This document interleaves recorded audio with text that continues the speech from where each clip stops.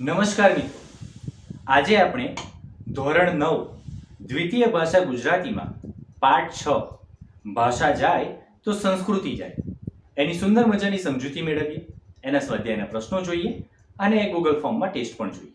બરાબર, તો સૌથી પહેલા એનો લેખક પરિચય જોઈએ. તો ચાલો, આપની સ્ક્રીન ઉપર આપ જોઈ રહ્યા છો લેખક પરિચય. ભાષા જાય તો સંસ્કૃતિ જાય પાઠના લેખકનું નામ છે ફાધર વાલેસ. જી હા મિત્રો, એમનું પૂરું નામ છે કાર્લોસ જી વાલેસ. એમનો જન્મ 1925માં થયો હતો અને મૃત્યુ હમણાં જ કોવિડ સમયમાં થયું 2020માં. લગભગ 95 વર્ષનું એમનું આયુષ્ય, દીર્ઘ આયુષ્ય કહેવાય. બરાબર, મૂળ એ પોતે સ્પેનમાં એમનો જન્મ થયો હતો, લાગ્રોનોમાં, સ્પેનમાં. ત્યારબાદ એ પોતે ઇંગ્લેન્ડમાં વસ્યા અને પછી 1949ની આસપાસ એ પોતે ભારતમાં આવ્યા અને સ્થાયી થયા. મિત્રો, એ પોતે ફાધર હતા, ક્રિશ્ચન હતા, વિદેશી હતા, છતાં પણ તેમને ગુજરાતી ભાષા પ્રત્યે ખૂબ જ મમત હતી, ખૂબ જ ગમતી હતી એમને ભાષા, અને એના કારણે તેઓ ગુજરાતી ભાષા શીખ્યા હતા અને એવી સુંદર મજાની શીખ્યા. જેમ કાકા સાહેબ કાલેલકર એ પોતે મરાઠી હતા અને ગુજરાતમાં આવી અને ગુજરાતી શીખ્યા, તો ગાંધીજીએ એમને સવાઈ ગુજરાતીનું નામ બિરુદ આપ્યું. એવી રીતે ફાધર વાલેસને પણ આપણે કંઈક અંશે એ સવાઈ ગુજરાતી કહી શકીએ. તેઓ અમદાવાદની સેન્ટ ઝેવિયર્સ કોલેજમાં ગણિતના અધ્યાપક હતા. મૂળ એમનો સબ્જેક્ટ હતો મેથ્સ, ગણિત હતો, પરંતુ એમને ગુજરાતી ભાષા પ્રત્યેનો જે લગાવ હતો એના કારણે તેઓ ગુજરાતી ખૂબ સારી રીતે લખી શકી, વાંચી શકતા હતા અને ઘણા બધા પુસ્તકો એમણે ગુજરાતી ભાષા માટે આપ્યા છે અને ગુજરાતીની સેવા કરી છે. એમના નિબંધ સંગ્રહોની વાત કરીએ મિત્રો, તો સદાચાર, વ્યક્તિત્વ ઘડતર, જીવન દર્શન, કોલેજ જીવન, ચારિત્ર યજ્ઞ, સંસ્કાર તીર્થ, લગ્ન સાગર, ગાંધીજી અને નવી પેઢી, ધર્મમંગલ, સંસાર સાધના વગેરે જેવા અનેક તેમણે એ નિબંધ સંગ્રહો આપેલા છે. બરાબર મિત્રો, તો આ રીતે આપણે જોયું કે ભાઈ ફાધર વાલેસ મૂળ તો ગુજરાતી હતા જ નહીં, છતાં પણ તેઓ ગુજરાતી ભાષા એ જો જશે તો આખી ભારતીય સંસ્કૃતિ કહેતા આપણી જે સંસ્કૃતિ છે એ પણ એની સાથે સાથે નાશ પામશે. એની સુંદર મજાની વાત એ આ પાઠની અંદર કરે છે. તો ચાલો હવે આપણે આ પાઠની સમજૂતી મેળવીએ. ઓકે મિત્રો, તો ચલો હવે આપણે ચેપ્ટરની શરૂઆત કરીએ. તો મારી લંડનની એક મુલાકાત દરમિયાન હું એકવાર એક ગુજરાતી મિત્રને ઘેર એની સાથે વાતચીત કરતો હતો. આ ફાધર છે અને પોતે મૂળ સ્પેનના હતા. બરાબર, અને 1949ની આસપાસ એ પોતે ભારતમાં આવ્યા હતા. ત્યારબાદ તેઓ ગુજરાતી શીખ્યા હતા, આગળ આપણે જોયું. હવે અહીંયા તેઓ એકવાર લંડન ગયા હતા અને એ વખતે એમના એક મિત્ર હતા ગુજરાતી, એમના ઘરે બેઠા હતા અને બંને વાતો કરતા હતા. અમે બંને ગુજરાતીમાં વાતો કરતા હતા. એમાં મિત્રનો મોટો દીકરો આવ્યો, કંઈક કહેવા ગયો, પણ અમને ગુજરાતીમાં વાત કરતા જોઈને એ જરા ઊભો રહ્યો.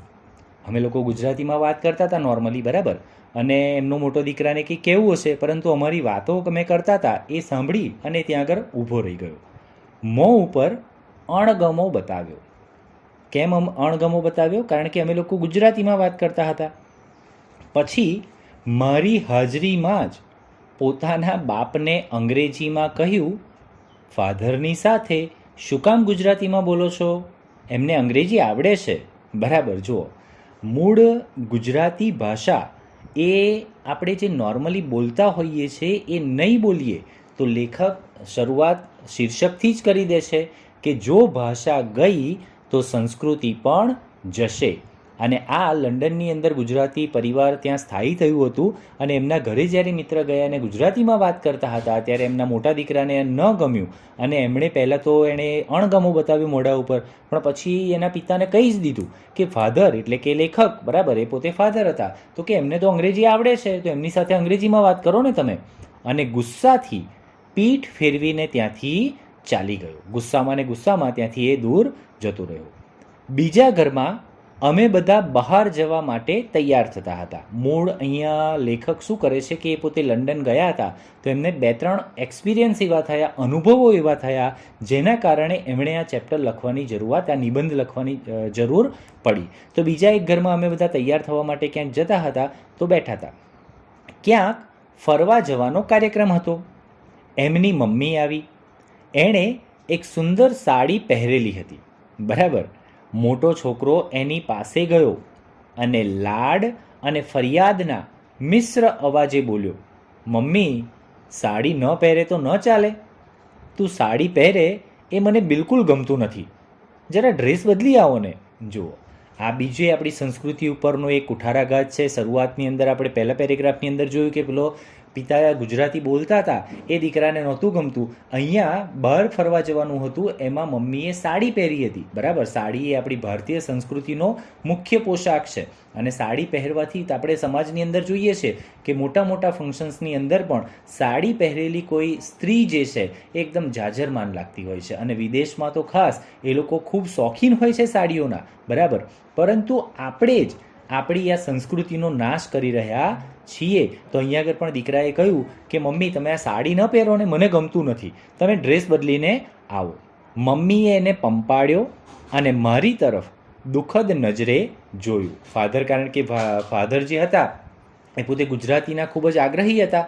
બરાબર, એમને ગુજરાતી ભાષા ખૂબ ગમતી હતી, એટલા માટે તો એ પોતે વિદેશી હોવા છતાં પણ એ ગુજરાતી ભાષા એ ખૂબ સારી રીતે શીખી શક્યા. જેમ કાકા સાહેબ કાલેલકર હતા, એ પોતે મરાઠી હતા. બરાબર, એ પોતે મહારાષ્ટ્રમાં જન્મ્યા હતા, પરંતુ એ ગાંધીજી સાથે જોડાયા બાદ એમણે ગુજરાતી શીખી અને એટલા માટે એટલી સરસ ગુજરાતી એ શીખી ગયા કે ગાંધીજીએ એમને સવાઈ ગુજરાતી તરીકે એમને ઉપનામ આપ્યું અને બિરદાવ્યા. તો અહીંયા પણ ફાધર વાલેસ પણ એ પોતે પણ સ્પેનમાં જન્મ થયો હતો એમનો, એટલે કે બિલકુલ વિદેશી હતા અને ત્યાંથી આવી અને એ પોતે ગુજરાતી આટલી સરસ શીખ્યા છે. તો એમને થોડુંક ન ગમ્યું આ, એટલે પેલા મમ્મીએ થોડી ફરિયાદ શું કહેવાય દુઃખભરી નજરે એ ફાધર લેખક તરફ જોયું, પણ સાડી તો નહીં બદલી. ત્રીજા એક ઘરમાં બહેનોનું મિલન હતું. એની શરૂઆત પ્રાર્થનાથી કરવાની હતી. ત્રીજા એક ઘરની અંદર ત્રીજો અનુભવ પણ ફાધર વાલેસને થયો હતો ત્યાં આગળ લંડનની અંદર, કે એક બહેન હતા, એમના ઘરે કંઈક ફંક્શન જેવું રાખ્યું હતું, બધા બહેનો ભેગા થયા હતા. બરાબર, કિટી પાર્ટી જેવું, અને એનું શરૂઆત કરવાની હતી કાર્યક્રમની એક પ્રાર્થનાથી કરવાની હતી. મેં સૂચવ્યું કે અસત્યો માહેથી પ્રાર્થના સૌ બોલીએ. આ ખૂબ ફેમસ પ્રાર્થના છે મિત્રો. મોટાભાગે તમારા ટીચર્સ અને અમે બધા પણ જ્યારે સ્કૂલમાં ભણતા ત્યારથી આ પ્રાર્થના ગવાય છે અને આજની તારીખમાં પણ ગવાય છે. અને એ પ્રાર્થના ખૂબ જ એકદમ આપણને અંદરથી સ્પર્શી જાય એવી છે કે અસત્યો માહેથી પ્રભુ પરમ તેજે તું લઈ જા. શિખરણી છંદની અંદર આ પ્રાર્થના રચવામાં આવી છે. ખૂબ જ અદ્ભુત છે કે અસત્યનો રસ્તો છે ત્યાંથી અમને ભગવાનને કહે છે કે તું અમને સત્યના રસ્તા ઉપર માર્ગ ઉપર લઈ જા. એ ખૂબ વિશ્વવિખ્યાત પ્રાર્થના છે. તો એ પ્રાર્થનાની લેખકે વાત કરી કે ભાઈ એ પ્રાર્થનાથી તમે શરૂઆત કરો. પણ યુવાન લોકોમાં કોઈને એ પ્રાર્થના મોઢે ન હતી. કોઈ યુવાનોને, કારણ કે મેં કહ્યું ને કે પહેલાં તો બધાને પ્રાર્થનાઓ, આપણે અત્યારે પણ સ્કૂલમાં તમે જાઓ ને તો સ્કૂલમાં પણ એવું જ થતું હોય. જોજો, પ્રાર્થના તો ખાલી 4 જણા માઇક ઉપર જ ગાતા હોય, બીજા બધા સ્ટુડન્ટ્સ તો ખાલી હોઠ જ ફફડાવતા હોય. પરંતુ એકચ્યુઅલી આપણે જો સવારમાં ખરેખર સાચા દિલથી ભગવાનને પ્રાર્થના કરીએ આપણે પ્રાર્થના સભામાં અથવા તો એસેમ્બલીની અંદર, તો આખો દિવસ એ આપણો ખૂબ જ ફ્રેશ રહેતો હોય છે અને ભગવાન આપણી સાથે રહેતા હોય છે, જેથી કરીને આપણે કોઈ ખોટા કામ ન કરીએ. તો અહીંયા આગળ એ પ્રાર્થના કોઈને મોઢે હતી નહીં. સંકોચ તો ન હતો, પણ આવડતી જ ન હતી. એમને ગાવામાં પ્રોબ્લેમ હતો કે કંઈ સંકોચ હતો એવું કંઈ નહોતું, એમને આવડતી જ નહોતી, એમણે સાંભળી જ નહોતી ક્યારેય. બરાબર, પછી બોલે શી રીતે? છેવટે એક મોટી બહેને શરૂ કરી અને અમે બધાએ ઉપાડી. એક મોટી ઉંમરના બહેન હશે, એમને આવડતી હશે એટલે એમણે એ પ્રાર્થના શરૂ કરી અને પછી બધા એની અંદર જોડાઈ ગયા. ઉપનિષદની એ પ્રાર્થના વિશ્વવિખ્યાત છે અને દુનિયાના શ્રેષ્ઠ પ્રાર્થના સંગ્રહોમાં એનું અગ્રસ્થાન છે.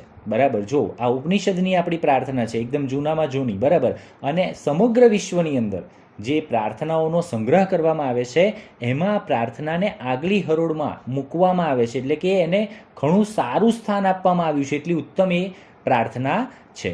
ગુજરાતની કોઈ પણ સ્કૂલના વિદ્યાર્થીઓને આ પ્રાર્થના મોઢે છે જ અને વિના સંકોચે એ બોલી શકે. બરાબર, મેં કહ્યું એમ કે આપણા ગુજરાતની મોટાભાગની સ્કૂલોની અંદર આ પ્રાર્થના ગવાતી હોય છે અને આગ્રહ પણ એવું શિક્ષકો રાખતા હોય છે કે બધા બાળકો આ પ્રાર્થના મોઢે કરે. પણ પરદેશની એ ગુજરાતી બાળાઓને એ આવડતી ન હતી. બોલાવીએ તો બોલે, પણ પોતાની મેળે ન બોલે. એટલે કે વિદેશની અંદર તો થોડુંક નેચરલ પણ કહેવાય કે વિદેશની અંદર એ લોકોને ગુજરાતીનો એટલો બધો સંપર્ક ન હોય, એટલા માટે એમને આ પ્રાર્થના આવડતી નહોતી. આપણે એમને બોલાવીએ તો એ બોલી શકે, પરંતુ પોતાની જાતે એ બોલી શકે નહીં. સાડી પણ પશ્ચિમના ભદ્ર સમાજમાં, જો ભદ્ર સમાજ એટલે એકદમ સજ્જનોનો જે સમાજ છે, જે ઉજળિયાત સમાજ છે, કે જે વ્યવસ્થિત એમ કે ને કે સંસ્કૃત પણ માને છે, એટલે કે સંસ્કૃતિમાં પણ માને છે, એટલે કે એકદમ પ્રોપર છે, અને સાથે સાથે એ પોતે એજ્યુકેશનમાં પણ બહુ સારી રીતે ભણેલો ગણેલો છે અને સંસ્કારમાં પણ સારો છે. એવા ભદ્ર સમાજની અંદર એક રુચિકર, પ્રતિષ્ઠિત, કલાત્મક વેશ ગણાય. જો પશ્ચિમની વાત કરે છે, આ ભારતમાં તો ગણાય જ છે, પરંતુ વિદેશની અંદર પણ, એટલે કે પશ્ચિમ જગતના જે દેશો છે એની અંદર પણ સાડીને એક રુચિકર એટલે બધાને ગમે એવો પોશાક છે. પ્રતિષ્ઠિત, એ પહેરવાથી એક આમ કે ને કે જાજરમાન વ્યક્તિત્વ આપણું લાગતું હોય છે, અને કલાત્મક, એક સારો વ્યવસ્થિત ડ્રેસ એ જ ગણાતો હોય છે. અને ભારતીય સ્ત્રીઓ એમની આગવી છટાથી સાડી પહેરીને આંતરરાષ્ટ્રીય સંમેલનોમાં જાય ત્યારે ખૂબ શોભે અને ખૂબ વખણાય છે. આપણે ભારતના પ્રથમ મહિલા વડાપ્રધાન શ્રીમતી ઇન્દિરા ગાંધી, બરાબર, એ જ્યારે વડાપ્રધાન બન્યા અને જે સાડી પહેરતા હતા એ પણ ખૂબ જ વખણાતી હતી. એની સાથે સાથે અત્યારના સમાજની અંદર આપણે ઘણા બધા એવા લેડી છે કે જે સુષ્મા સ્વરાજ હતા, જે પોતે સાડી પહેરી અને કોઈ પણ વિદેશ મંત્રી હતા, તો કોઈ પણ ફંક્શનની અંદર ફોરેન કન્ટ્રીઝમાં જવાનું હોય કે ઇન્ટરનેશનલ ફંક્શન્સમાં જવાનું હોય તો એ ખૂબ જ એ સાડી પહેરીને જતા અને ખૂબ એકદમ કે ને કે સરસ દેખાતા, અને એનું વ્યક્તિત્વ એ આખું અલગ જણાતું. સાડી ખરેખર શોભે છે અને પરદેશમાં પણ એની પ્રતિષ્ઠા છે. એટલા માટે તમે જોજો મિત્રો, આપણે અહીંયા આગળ પણ રાજસ્થાન, ઉદયપુર છે કે જયપુર છે કે જેસલમેર છે, ત્યાં ફરવા ક્યાંક જઈએ ત્યાં આગળ ઘણા બધા વિદેશીઓ, જે વિદેશી સ્ત્રીઓ છે એ ત્યાં આગળ સાડી પહેરીને ફરતી હોય છે, કારણ કે એમને પણ સાડી પહેરવી ખૂબ ગમતી હોય છે, બરાબર. પણ પોતાની મમ્મી સાડી પહેરે એ પેલા લંડનવાળા ગુજરાતી છોકરાને ગમતું નથી, બરાબર. જો ગુજરાતી છે, મૂળ ગુજરાતી છે, પરંતુ એને એ ગમતું નથી. અને મોટી વાત તે ભાષાની, અને આ તો પોશાકની વાત થઈ, પરંતુ સૌથી મોટી વાત જે છે એ લેખક કહે છે કે ભાષાની છે, કે કારણ કે શરૂઆતની અંદર જ એમણે કહી દીધું કે જો ભાષા ગઈ તો સમજી લેજો કે સંસ્કૃતિ પણ એની પાછળ જશે જ. પોતાના બાપને ગુજરાતીમાં બોલતા સાંભળીને દીકરાને ગુસ્સો ચડે તો પોતે ગુજરાતીમાં બોલશે ખરો? જો બહુ મોટો ક્વેશ્ચન માર્ક મૂક્યો છે અહીંયા આગળ લેખકે, કે પોતાના પિતા એ ગુજરાતીમાં વાત કરે છે, એ પણ એ દીકરાને ગમતું નથી, તો શું દીકરો એ પોતે ગુજરાતીમાં વાત કરશે ખરો? એ બોલશે ખરો ગુજરાતી? ક ખ ગ થી માંડીને આપણા જે આલ્ફાબેટ્સ છે એ, અથવા તો આપણી ભાષા છે, બોલી છે, એ કશું જ બોલવાનો નથી.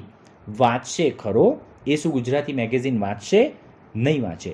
વાપરશે ખરો? એ કોઈની સાથે વાત કરવાની અંદર ગુજરાતી બોલશે અથવા તો એની યુઝ કરશે? થોડું ઘણું ગુજરાતી તો એને આવડે છે, બરાબર, થોડું ઘણું ગુજરાતી એને આવડે છે.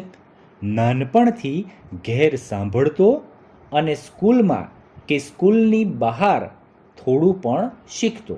આ એક પોઝિટિવ વાત એવી છે મિત્રો કે વિદેશની અંદર આપણા ગુજરાતી પરિવારો એ એમના ઘરની અંદર મોટાભાગે ગુજરાતી ભાષા બોલતા હોય છે. એની પાછળનું કારણ પણ આ જ છે કે આપણી ભાષા જે છે એ ત્યાં આગળ ટકી રહે.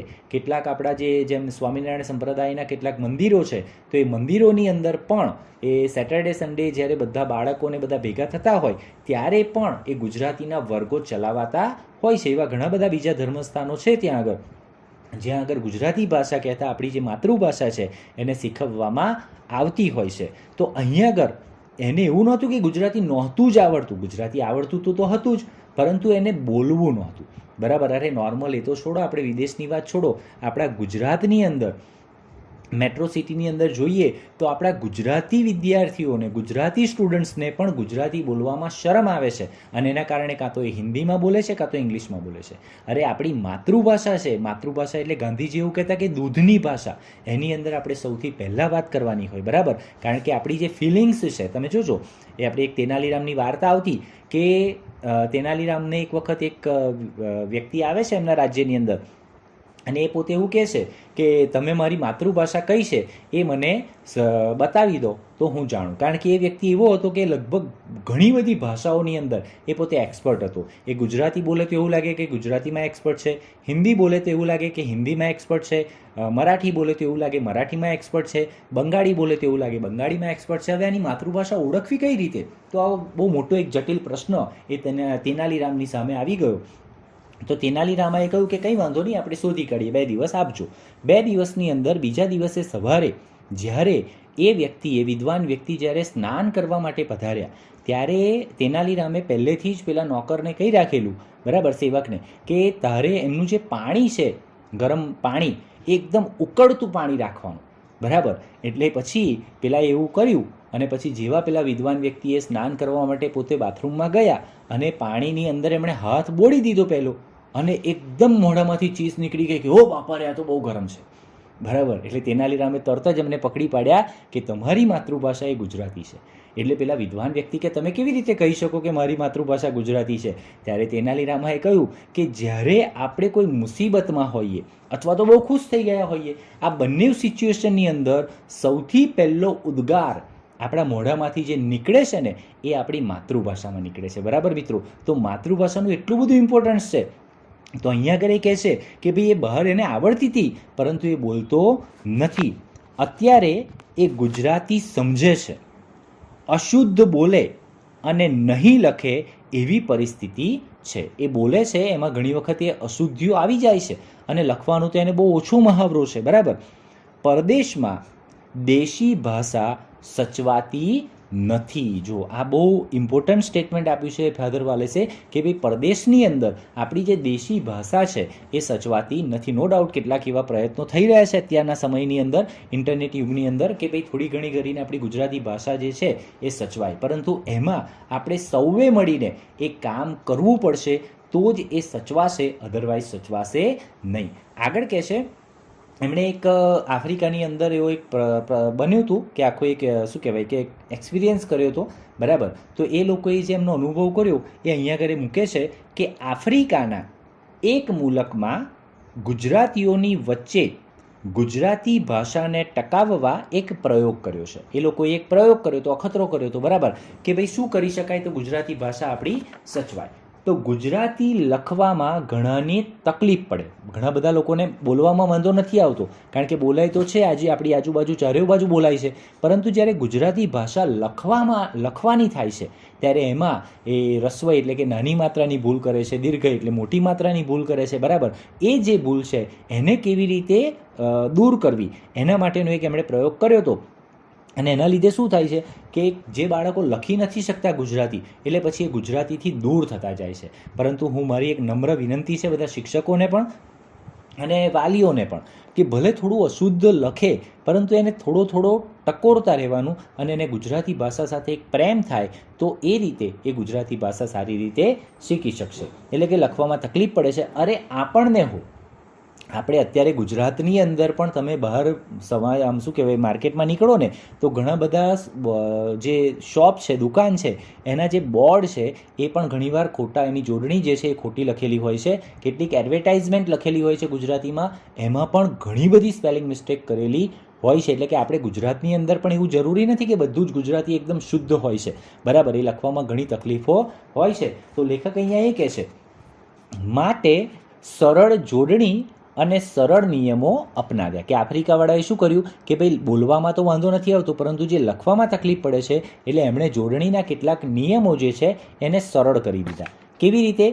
કે બધી ઈ દીર્ઘ અને બધા ઉ હર્સ્વ.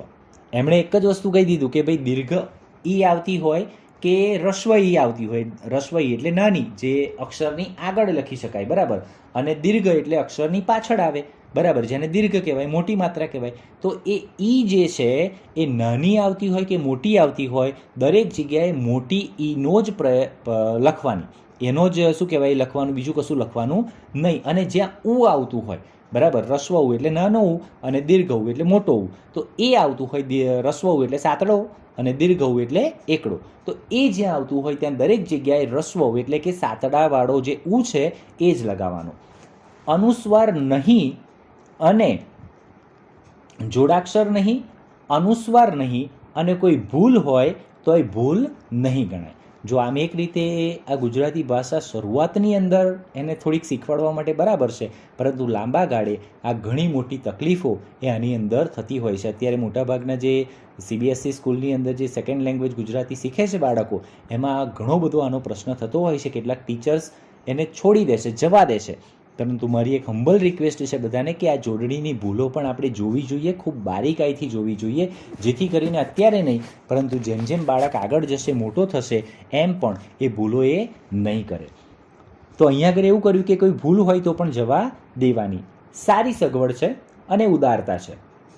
પ્રયોગ પાછળનો હેતુ પણ શુભ છે અને યોગ્ય છે. બરાબર, લેખક માને છે કે ભાઈ બરાબર છે, શરૂઆત છે એટલે એનો આશય જે છે, એની પાછળનો જે હેતુ છે, ઉદ્દેશ્ય છે કે ભાઈ બાળકો ભાષાની નજીક આવે અને શીખી શકે, એટલા માટે બરાબર છે. પણ એથી કંઈ વળવાનું નહીં. ગુજરાતીને સરળ બનાવવાથી ગુજરાતી ટકવાનું નહીં. આ ખરેખર બહુ મોટું વિધાન કરે છે ફાધર વાલેસ કે ગુજરાતી ભાષા જે છે એ ખૂબ જબરજસ્ત ભાષા છે. હવે એને તમે સરળ બનાવી દેશો, બરાબર, તો એમાંથી કશું જ બનવાનું નથી અને કશું ટકશે પણ નહીં. બરાબર, દીર્ઘ હર્સ્વનો સવાલ નથી કે દીર્ઘ એટલે મોટું અને હર્સ્વ એટલે નાનું, એનો સવાલ નથી. ક ખ ગ ઘનો સવાલ છે. એટલે કે તમે માત્રાઓની વાત કરો છો, પરંતુ લાંબા ગાળે એ બાળકો જે છે એ ગુજરાતી ભાષાને પણ ધક્કો મારી દેશે અને એ આગળ વધી જશે. એટલે કે આખી ભાષાનો સવાલ છે. એ જાય તો જાય અને ટકે તો ટકે, ને પરદેશમાં એ નહીં ટકે. જો લેખક બહુ સ્પષ્ટ કહે છે કે તમે નાની માત્રાને, મોટી માત્રાને, ભાષાને સરળતા બાજુ લઈ જવાની વાત કરો છો, પરંતુ જો આવું બધું કરવા માટે તમે નીકળી પડ્યા, બરાબર, નો ડાઉટ શરૂઆતની અંદર જ્યારે બાળકને શીખવાનું છે તે વખતે થોડુંક ચલાવી લો એ બરાબર છે, પરંતુ એક વખત એના દિમાગમાં એ ક્લિયર થઈ ગયું ત્યાર પછી પણ જો આ બધી બાબતો કરી તો સમજી લેજો કે ભાષા પણ નહીં ટકે અને એની પાછળ પાછળ સંસ્કૃતિ પણ નહીં જ ટકે. આગળ લેખક કહે છે કે પરદેશના ગુજરાતીઓના આમંત્રણથી તેઓ વસે છે એવા અનેક દેશમાં હું ગયો છું. લેખક કહે છે કે ભાઈ ઘણા બધા ગુજરાતીઓ વિદેશમાં, આમ તો અત્યારે જોવા જઈએ તો વિશ્વનો એક પણ ખૂણો એવો બાકી નહીં હોય કે જ્યાં આગળ ગુજરાતી નહીં હોય, તો ત્યાં હું ગયો છું એ લોકોના આમંત્રણને માન આપીને. બરાબર, એમની જોડે રહ્યો છું, ચર્ચાઓ કરી છે, વ્યાખ્યાનો આપ્યા છે, વ્યાખ્યાનો એટલે પ્રવચન આપ્યા છે. એમને સીધી વાત કરવાની હજુ સુધી મારી હિંમત ચાલતી ન હતી, કારણ કે અઘરું છે વિદેશની અંદર રહી અને ગુજરાતી ભાષાને ટકાવવી, બરાબર, અને એને આગળ લઈ જવી બહુ અઘરું કામ છે. એટલે લેખક કે સીધી વાત તો મારાથી પણ નથી થઈ શકી અત્યાર સુધી. મને બોલાવે, બધી સગવડ કરી આપે, ઉત્તમ આતિથ્ય કરે, બરાબર, કે મને બોલાવે, ત્યાં આગળ બધી સગવડ આપે મને, બરાબર, અને આતિથ્ય એટલે કે મારી મહેમાનગતિ પણ ખૂબ સારી કરે. એટલે હું સૌને સારું સારું લગાડીને બોલતો અને ગુજરાતીને ટકાવવા જે કંઈ પ્રયત્ન કરે તે ખૂબ વખાણતો.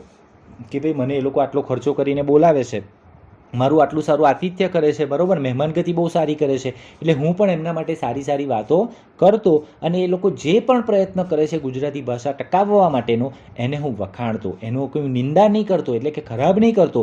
જે કરતો એ કે ભાઈ ઓકે સારું છે, સારું છે, એવી જ વાતો એમને કરતો.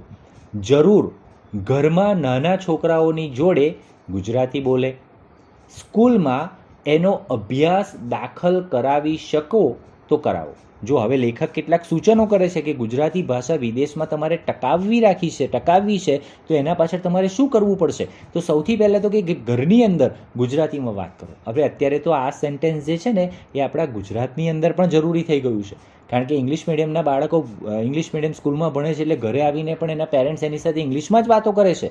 અરે ભાઈ એની સાથે થોડી ગુજરાતીમાં પણ વાત કર, આ તો દૂધની ભાષા છે, આપણી માતૃભાષા છે, અને એની અંદર એની સાથે વાત કરી અને આપણા ગુજરાતી ભાષાના જે શબ્દો છે, એનું જે શબ્દ વૈવિધ્ય છે એ એને સમજાવો, બરાબર. તો લેખક કહે છે કે વિદેશની અંદર એક તો એને ગુજરાતી ભાષામાં વાત કરો ઘરે.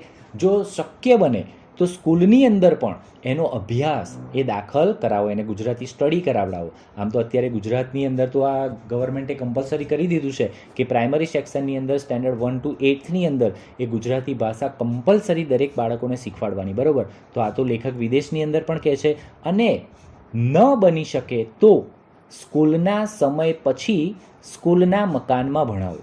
જો એ શક્ય ન બને કે ભાઈ ત્યાં આગળની વિદેશની સ્કૂલો જે છે ત્યાં આગળ ગુજરાતી ભાષા શીખવવી એ શક્ય ન હોય, તો પછી કે તમે સ્કૂલ ટાઈમ પૂરો થઈ જાય પછી એ રિક્વેસ્ટ કરી જુઓ સ્કૂલ મેનેજમેન્ટ સાથે કે ભાઈ અમારે ગુજરાતીના વર્ગો અહીંયા આગળ ચલાવવા છે અને એ પરમિશન આપે તો તમે ત્યાં સ્કૂલની અંદર જ એમને ગુજરાતી ભાષા શીખવાડો, કારણ કે એક એટમોસ્ફિયર આખા બધા બાળકોને મળે અને બધા બાળકો એક સાથે ભણી શકે, બરાબર.